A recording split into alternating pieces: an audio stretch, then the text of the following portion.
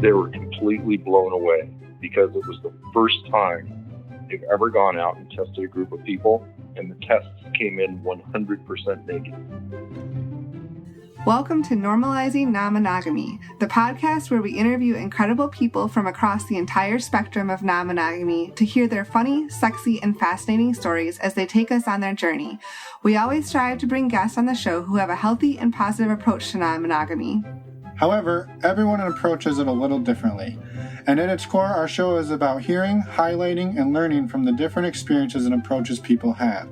With that in mind, it is important to remember that the views and opinions expressed by our guests do not necessarily reflect those of our own.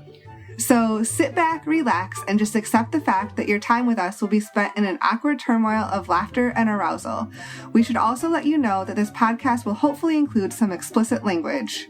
If that kind of thing offends you, we suggest you keep listening until it no longer does.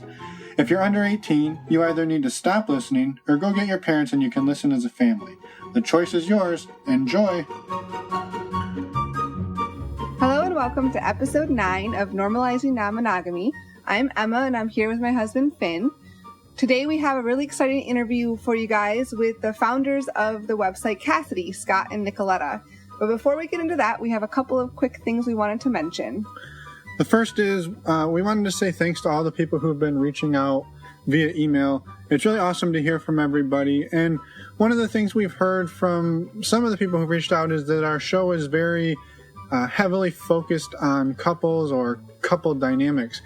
That's really just because, again, we don't know a ton of single people or swingles or whatever you would like to call yourselves in the lifestyle. Or triads. Or triads, yeah, whoever it is. So we're happy to hear from anybody, so don't be afraid to reach out.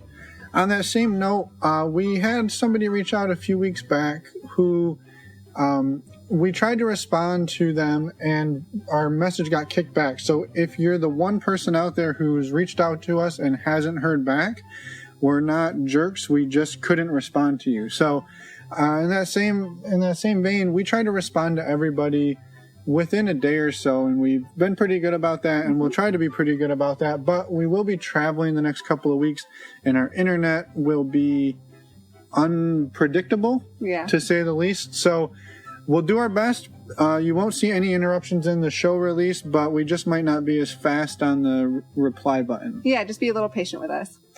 Also, we wanted to thank everyone for leaving us reviews. We've loved getting those, and it's a great way to support the podcast as well as provide any feedback you have for us. You can leave them on iTunes or any of the other platforms. Again, you can also find us on our website at normalizingnonmonogamy.com or on Twitter under NNM, as in Normalizing Non-Monogamy Podcast. So we're going to jump into the interview here with Scott and Nicoleta. Real quick before we do that, again, if you head over to our website that Emma just told you about and either go to the show notes for this page or the resources page, you'll see links for Kasidie and a few other resources. But specifically for Kasidie, if you sign up through those links, you'll get a free 30-day elite membership trial.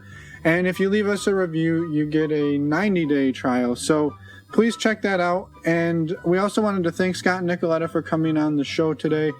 They're really cool people. They're really down to earth. The episode is definitely not a promotion for Kasidie anyway. They basically spend the whole time talking about their origin story as a couple and their journey through swinging. So it's a really fascinating look into their lives. So again, thank you to them for coming on, and we'll see you guys on the other side.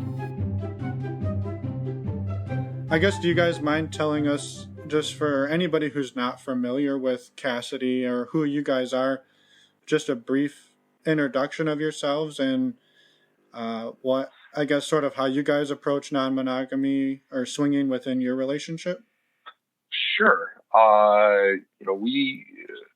We started Kasidie a little over 10 years ago, and for us, we saw it as a need for a lifestyle website that's actually created by and run by swingers. Many of the other leading websites are actually just run by vanillas who are trying to make a buck, and not by people who are actually in the community and part of the lifestyle themselves. Right. And we think that's reflected in a lot of what other, profile settings and things like that. So we really looked at it as people who are in the community, and as people who, we were hosting a lot of parties at the time as well, but supporting other club owners and event hosts, and what we could do that create a site that really meets everybody's needs, and did the same for the, from just the user perspective. And that's why we have the variety of he enjoys, she enjoys, because not everybody's sexuality is the same. It's not just we're a full swap couple. What does that mean? Seriously, what does that mean? That's an absolutely meaningless term, because what if it's a hot wife situation, or what if she plays and he doesn't, or what if he plays and she doesn't, or what if he likes bondage and she doesn't, or whatever. Yeah, exactly. You can mix and match. She likes anal, he doesn't, whatever. You need to be able to describe that kind of stuff so you can meet people who are looking for the same types of things. And in searching for a name, we were offered swinger.com as a name.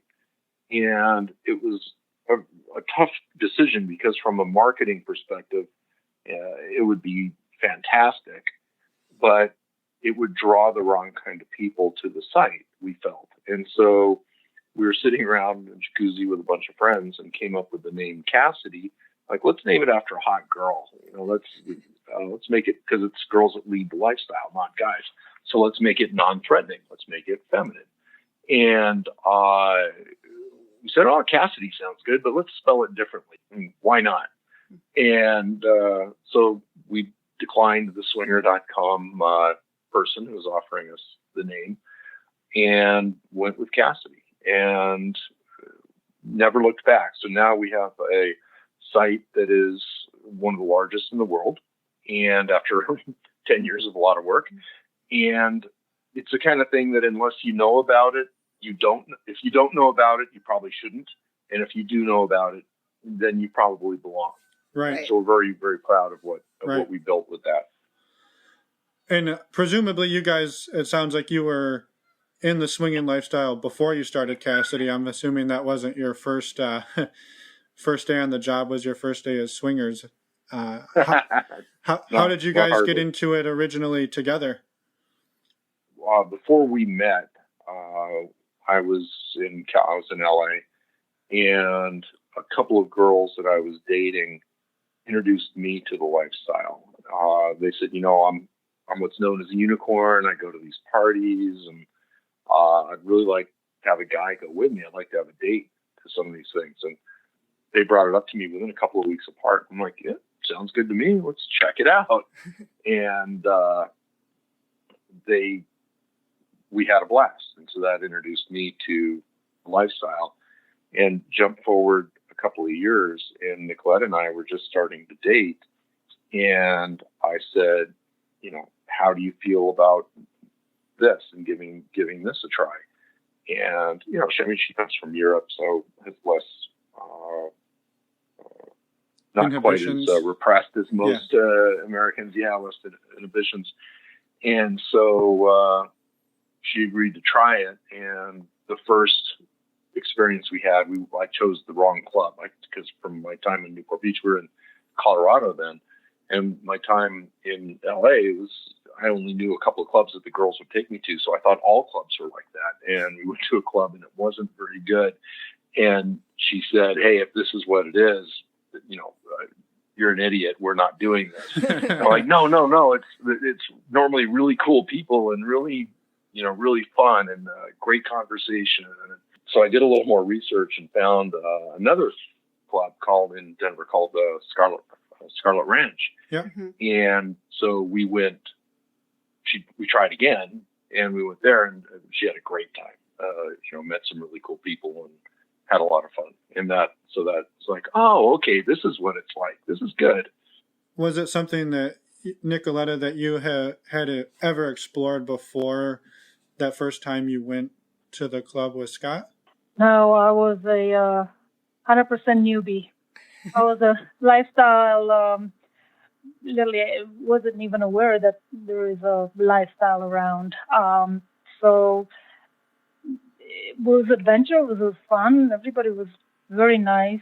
So I didn't have any um, misconceptions or any stories anybody ever told me. So it was just, like, oh, what's such a big deal? Right, right.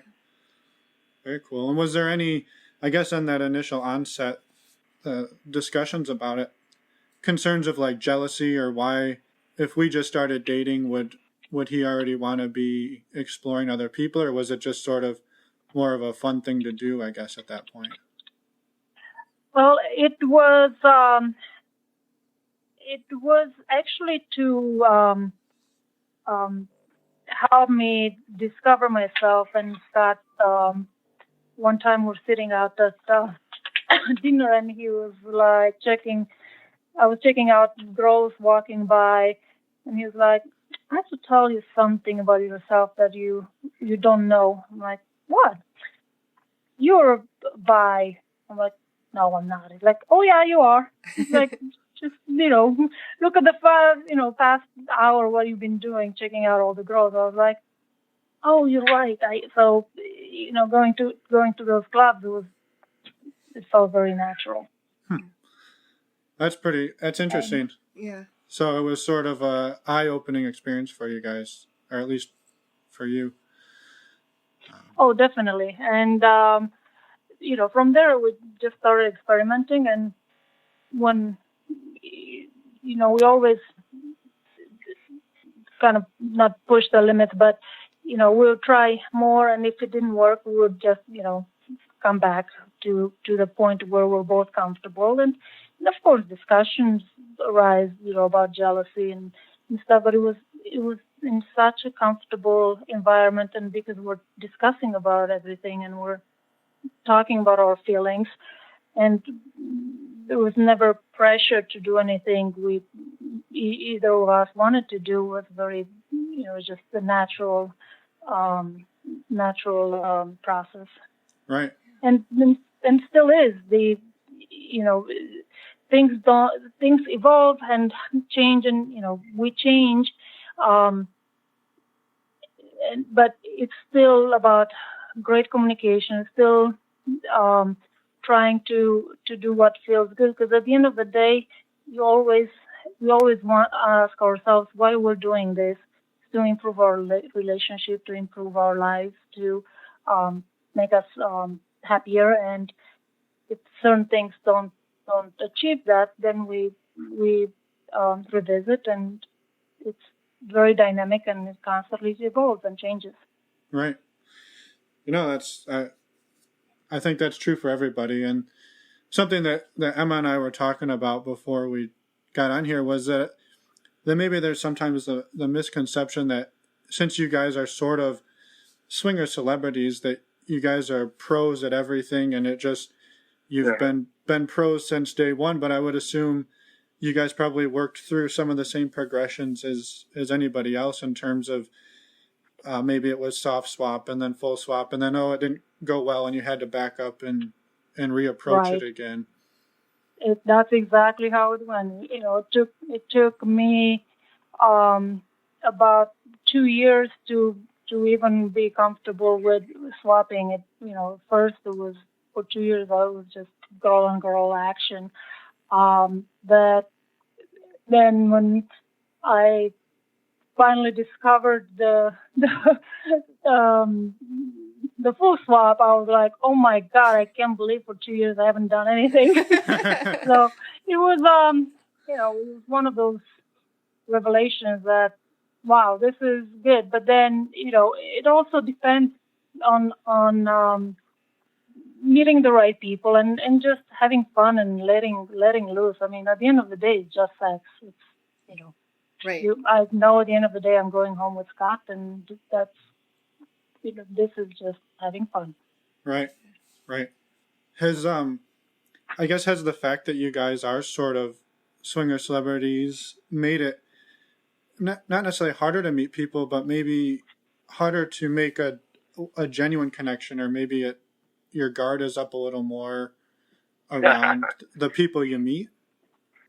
Well, it has its benefits. Yeah, it's a double-edged sword. Sure. It goes both ways. So sometimes it's harder not to meet people, but it's harder to get away with the people you met and you have a connection because everybody else wants to meet and talk. But yeah, we've made amazing friendships in this lifestyle, and we've had incredible adventures, and we wouldn't change it for anything.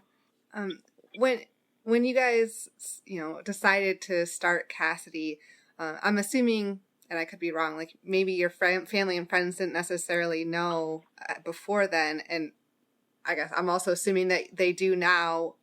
Has there been a change? I guess, how did people react when they found out? Well, we're pretty public. Yeah. Well, right now, I guess maybe Playboy and CBS and NBC and yeah, but I meant back at the beginning, I guess. Yeah. In the beginning, before we had our first media come out, I talked about it with my family, specifically my brother and my parents, and I was actually really surprised. My brother didn't really care, which was what I expected. But yeah, whatever. Right. My what was unexpected was my mom, who is extremely religious. I mean, she is super fundamental Christian, and so I expected it to be a problem with her, and she was like, "Oh, whatever." I was like shocked. And my dad, who's atheist, he had a huge problem and didn't talk to me for 5 years. Wow. So, yeah, we had some downside. You never know what to expect. Yeah. And so you guys kind of went through the coming out process to family and friends before you launched Kasidie because you knew it was going to probably propel you into we had launched it, but it was when we knew we were getting our first media, which was a newspaper article written about us, which was positive. It was sex positive. Okay. But it was going to be published in the paper, so we felt we had to come out before that. And since then we've done a lot of television. We've done movies. I mean, we've done all kinds of stuff. Right. So it's like, cat's out of the bag. Let's be ambassadors for the lifestyle. Let's promote it. Yeah, absolutely. Was there any issues on your side, Nicoleta, when that information came out? Not much, because Europeans have a different view on sexuality. It was kind of like, oh, okay. Well, it's your life. You just make sure you don't do something you might regret later. But that's pretty much the level of the conversation. And plus, sex is, I wouldn't say taboo, but people don't really, bring up or parent-children relationships are not necessarily very explicit. They're like, well, you're a grown-up person. We cannot make decisions. It's your life. You do whatever you see fit. So yeah, that was pretty much the length of the discussion. I think it lasted probably like 5-10 minutes, and it was like nothing big deal. It was like, oh, okay, well, you're an adult, this is life. I mean, that must be nice. It probably made it feel a little less taboo, because I think there's a lot of people who are really afraid that anyone's going to find out about who they are and what they do, and the stigma that's wrapped around it. Right, but there is a freedom that comes from it, because really, if your friends find out and then decide that they do not want to be your friends, then you really haven't lost anything. Yeah. And believe it or not, with us was the opposite. The people, by being open, people were attracted, and then they would start opening up and discussing all their taboo subjects, and pretty much just you'd see their faces. They would be freed up by all these secrets that they were holding up, and it felt very comfortable to them to have somebody to talk to. Sure. Right. It is funny when we're in situations talking to vanillas and it comes out, because we don't hold back. We're out at a vanilla club or a restaurant or whatever, or even for me, some of the other business activities I'm in, be at a conference, and it comes up and I don't hold back. And it's like, as soon as it comes out, people are always intrigued. Always like, oh, what is that? How does that work? And then suddenly you're safe and they can tell you all of their secrets. Yeah. They're dying to tell someone anyhow. It's like, Right. even if I really don't want to hear all of your secrets. Don't care. Glad you have fun, but Yeah, it's almost like you telling them this little thing or this one piece of information about you. Their response tells you like everything you need to know about them. Yep. Right, Yep, and exactly. sometimes it's a little bit too much. We're like, okay, but I'm trying to eat my steak here. Right, but it's pretty much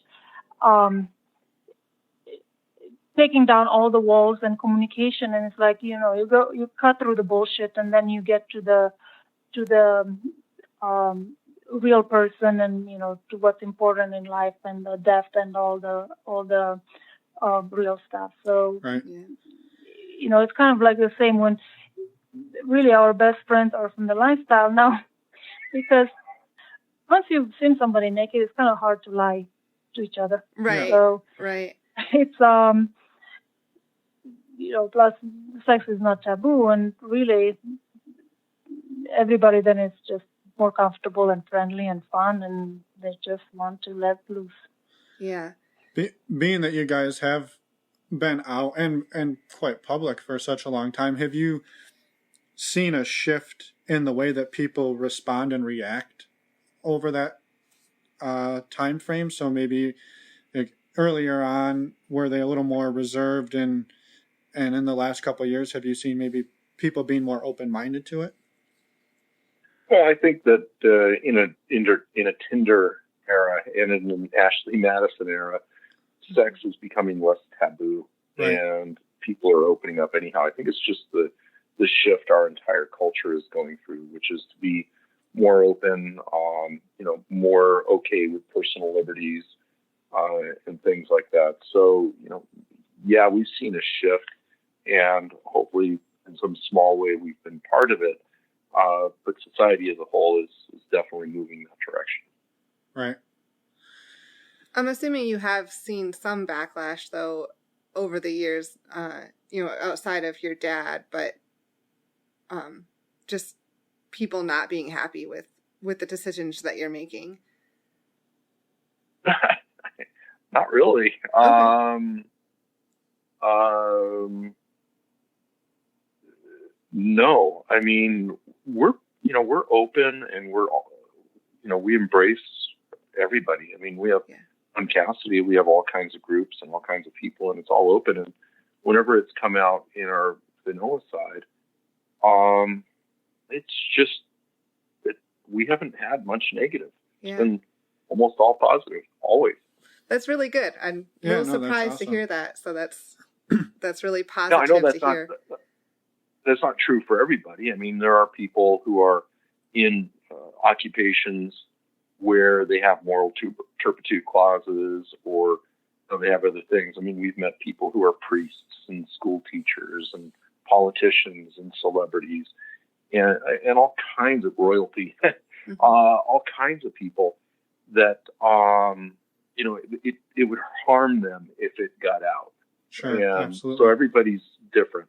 For us, we chose to come out, and we chose this as our lifestyle and our business, and we're very comfortable with it. We love it. But that's not true for everybody. I wouldn't recommend coming out to a lot of types of people. Right. Scott and Nicoleta said it was fine, so go ahead and tell everybody. Yeah. Don't probably make not. your own decision. Yeah. Know your circumstances. Absolutely.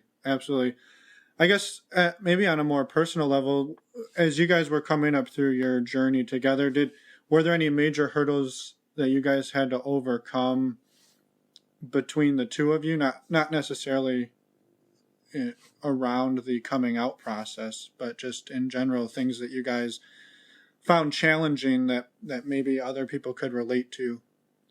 Well, I'll talk about the very first experience, the positive experience we had at Scarlet Ranch. We were there, and I started playing with this single girl, this unicorn there, and the room was, full of people. I don't care if people watch me.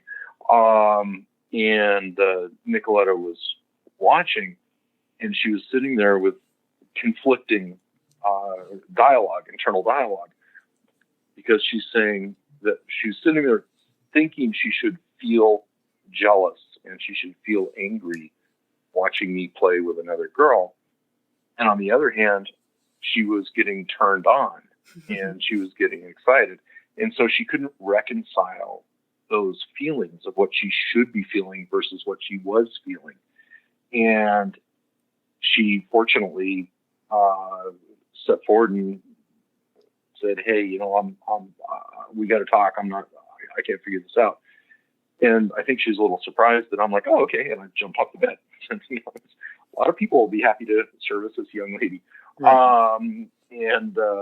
So she and I went out in the jacuzzi and talked through it. And by the end of the night, she was the centerpiece of an orgy. But she had to work through that dialogue herself. And I think a lot of people go through that. Like, gee, I should be jealous, but I'm not. Well, how come I'm not? Something must be wrong with me. And we certainly went through that as well. Yeah. Well, and I would say it takes a lot of guts what she did to be willing to speak up in an environment where she's never been there. And it's always hard to be the one who's interrupting somebody else having fun because of something that's going on with you. I think that's something that all of us have been in that situation at one time or another. And it's not an easy thing to do, but I think it's an important thing to be able to do. Yeah, it's part of keeping communication open. Yeah, absolutely. Have you guys, I guess, trying to think of the best way to ask the question about navigating the safer sex and the potential risk of increased exposure to potential STIs or issues that are around that? How do you guys typically navigate that? And this is a very simple topic. You just play safe. What can you say? And realize also that the incidence of STDs in the swinging population is, most people are urban professionals or suburban professionals, and everyone's pretty careful, and so there just isn't a big incidence. At another lifestyle club in Denver, the Denver Health Department, there's an outbreak of syphilis going through Denver, I guess, and the health department decided that swingers must be the part of the problem, and so they called the club and said they wanted to come out and bring a mobile testing unit and try to convince some people there to get tested. And they were a little surprised when the club owner said, "Yeah, hell yeah, come on out." Wow. Because everyone's excited. Ooh, free testing, something we normally have to pay for. Yeah. And, so, they pretty much had 300 people get tested that night. It just blew them away. And then a couple weeks later, they got a notice from the health department for the club owner to come and appear before them. And so he's like, okay, I'll find out what the deal is. And so we went in there, and they said, this is the first time, because they do the mobile testing at college campuses and other groups and things like that. And they said they were completely blown away because it was the first time they've ever gone out and tested a group of people, and the tests came in 100% negative. Wow. So it blew away their presupposed ideas. Our experience has definitely been the swinger community has always been more attuned to safe sex than I think maybe others, but that is really surprising. And I think the conversation is more accepted, right? If you're just meeting somebody on Tinder, it's not typical, I would assume, for a first date of just a guy meets girl to start talking about your STI status and your history and everything. So that's not something that usually makes it out in the one-on-one dating world, I would assume. So. No, I don't think so. I know you guys also mentioned in your profile that you tend to be a little bit shy. Has that been something that you've noticed evolving as you started Kasidie and gotten more publicity? Have you guys become more extroverted? I don't know if it's more extroverted or we're more conscious about it, because now we really have to think about, okay, when we go to a party, for example, to go around and introduce ourselves to different people. But it's also, I don't think our way of being has changed. It's just we're more conscious about it. Yeah. So at the end, yes, we're still the same shy people, painfully shy at times, where it's like, oh my God, I would want somebody so badly. I could, not even get up and go say hi, or it was so hard to go and ask, the question of, do you want to play, or, to say hi, how you doing, or, start a conversation. We worked through it a lot, especially in the beginning. It was quite an ordeal. At one point, I was trying to make exercises. Okay, I'm gonna go to a party. I'm gonna try and meet. First time would be like one person or one couple, and then it would be 3, and then it would be like 5, and it's just to go talk. And once the exercise started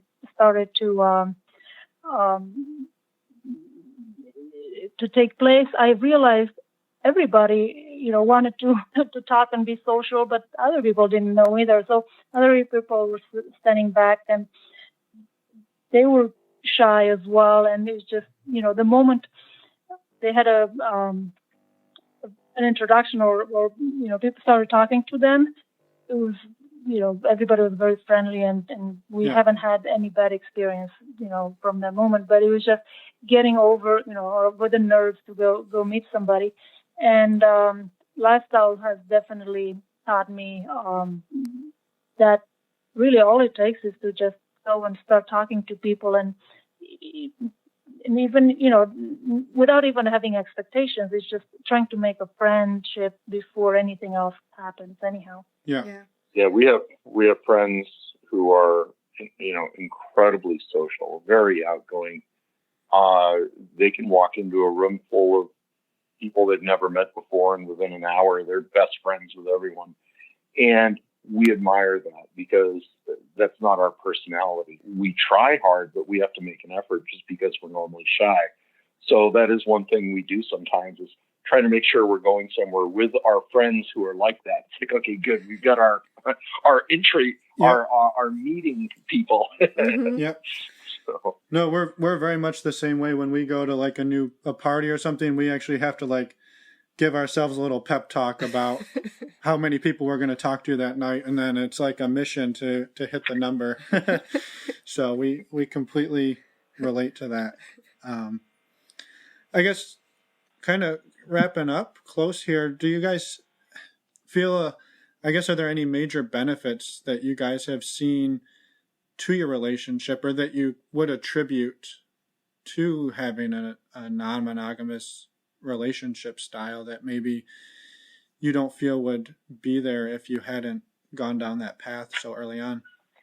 I think neither one of us believe that monogamy is natural. I know certainly my past wasn't, and every guy I've ever known isn't, and many women I've known aren't. And so, you wind up getting in a situation where you're likely to cheat, or you're going to be really, really unhappy. And this just releases you from those societal artificial restraints that are put on by religion or by other things. And you wind up not letting your relationship being defined by sex. Instead, it's just part of your relationship. And it's part of you, not only as a couple, but you as an individual, and fulfilling your needs. And everybody has different needs. I don't care if you're married to the most perfect person in the world for you, you're each going to have still some things that, are a little different. And so it allows you to scratch that itch, and everybody's happier for it. Right. Yeah, absolutely. Is there any advice that you guys would maybe like to share with a listener who is maybe new to this or starting to explore it, that maybe you wish you had known back when you guys were just getting into it, whether it was when you were going out with the unicorns or when you guys both started in it together? It's the advice that everyone gives. Communicate, communicate, communicate. Nothing should be taboo. Okay. And take it slow. One thing that we've seen really help a lot of new couples is when you sign up on Kasidie and create a profile, we encourage people to do it together, because when they sit there going through their preferences, what they like, everything's on a scale of 1 to 10, girl on girl, guy on guy, girl on guy, vaginal sex, anal sex, bondage, BDSM, toys, voyeurism.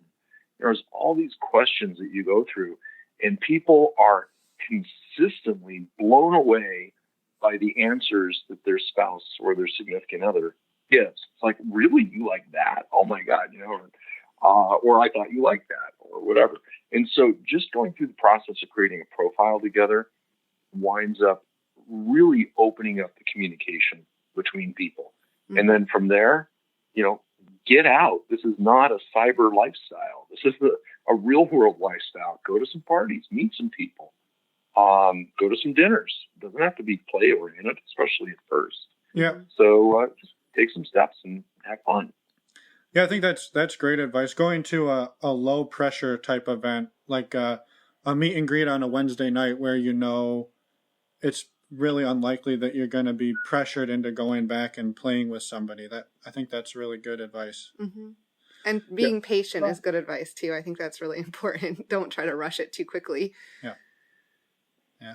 Well, different people go different speeds. However, it's important to always remember why you're in the lifestyle. Yeah. And we all, if there are any issues that arise, we always come back to the same question: why are we in the lifestyle? To improve our life as a couple and bring us happiness and just be in a very strong relationship. And if you're not able to grasp the root of why you're in the lifestyle, then maybe the lifestyle is not for you. But you have to be in it for the right reasons. Right. Yeah. And then all the other details work themselves out. Have you guys noticed over the past 10 years or so, or however many years you guys have been doing it, that the reasons you've been in the lifestyle or the way that you have approached it have changed in terms of maybe play styles and just different things that you're looking to get out of it, or has it been fairly consistent? Well, no, I think as we talked about, we've evolved a lot. Right. And now when I know I want somebody, I just go to them and, ask them flat out. Right. And I'm like, I'm not going to lose a whole evening, night. And, it's like, and I've had situations where literally I walked into a room and I had such a strong connection with somebody and just walked up to the guy and, without even telling my name or anything, I would be like, "You want to go play?" And he would be like, "Yeah." And would just, after we had sex, we were like, "Oh, what's your name? What's your name?" And,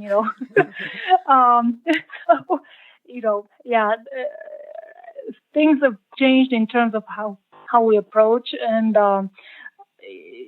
but also, we also enjoy different things now than we did in the beginning. So we enjoy very much a nice dinner with our lifestyle friends as much as a play party. So it has evolved. It's not all about play.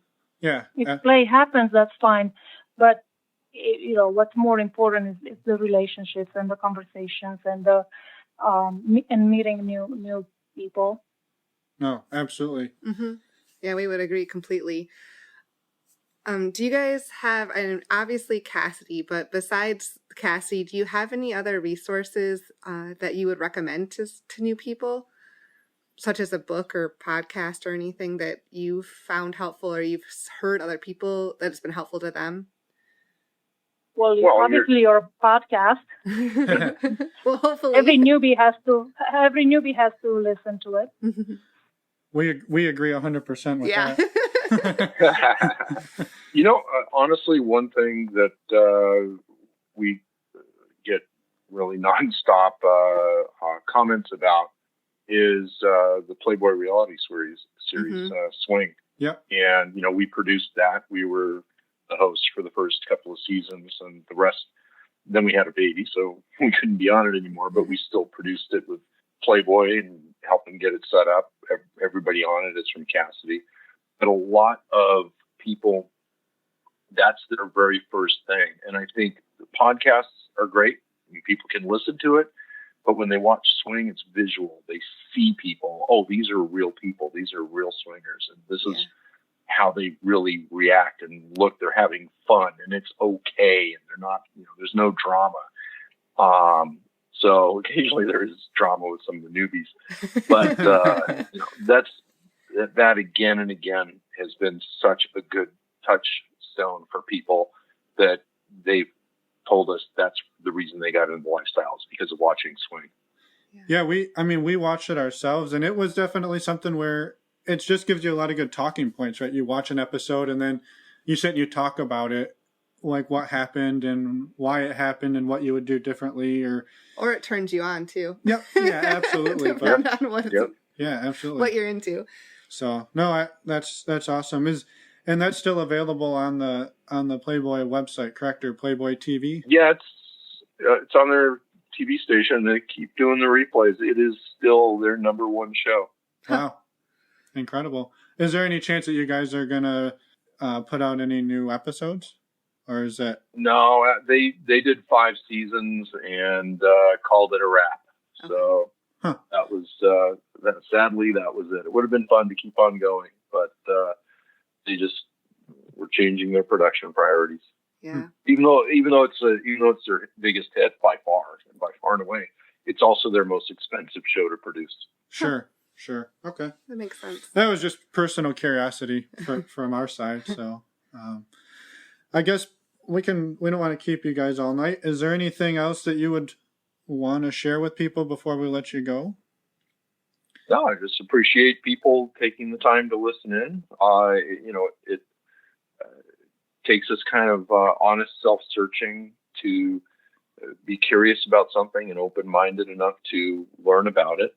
And regardless of the direction they go, we wish them the best with their sexuality and with their lives. Yeah. Well, thank you guys again so much for taking the time. I know you're probably way busier than we are. So yeah, we really appreciate it. Thank you so much for having us. Oh, no, absolutely. It's our honor. So it was really nice talking to you both. Yeah. And meeting you guys. Pleasure. Hopefully someday we'll make it out and maybe meet in person. Yeah, that'd be awesome. Absolutely. Would love to. Guys. And anytime you guys are in Vegas, let us know. Sounds good. Thank you. Have a good night. Thanks. Bye. Okay, Bye-bye. Bye.